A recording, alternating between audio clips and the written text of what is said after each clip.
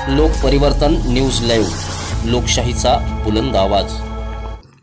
येत्या विधानसभा निवडणुकीमध्ये वंचित बहुजन आघाडी दमदार कामगिरी करणार।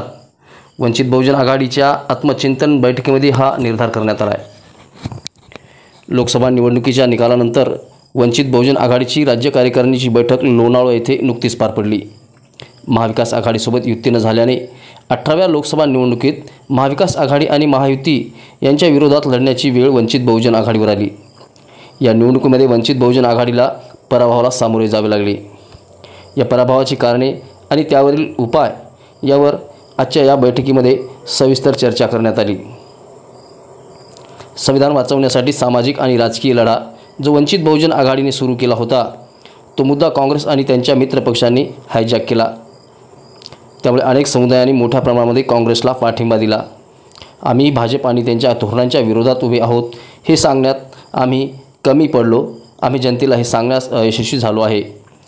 जर तुम्ही वंचित बहुजन आघाडीला मत दिले तर आम्ही भाजपच्या विरोधात इतरांपेक्षा जास्त चांगले काम करू, कारण हा लढा आम्ही सुरू केला आहे आणि आम्ही कोणत्याही जाणवेधारीला नेतृत्वाला उत्तर देण्यासाठी बांधील नाहीत। आगामी विधानसभा निवडणुकीत पक्ष दमदार कामगिरी करेल असा निर्धारही यावेळी बैठकीमध्ये करण्यात आला।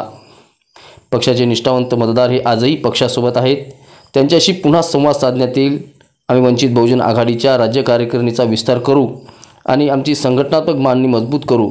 पहिल्यांदा आणि दुसऱ्यांदा मतदान करणाऱ्या नवमतदारांशी संवाद साधण्यासाठी अभियान राबवण्यात येईल असा निर्णयही यावेळी बैठकीत घेण्यात आला।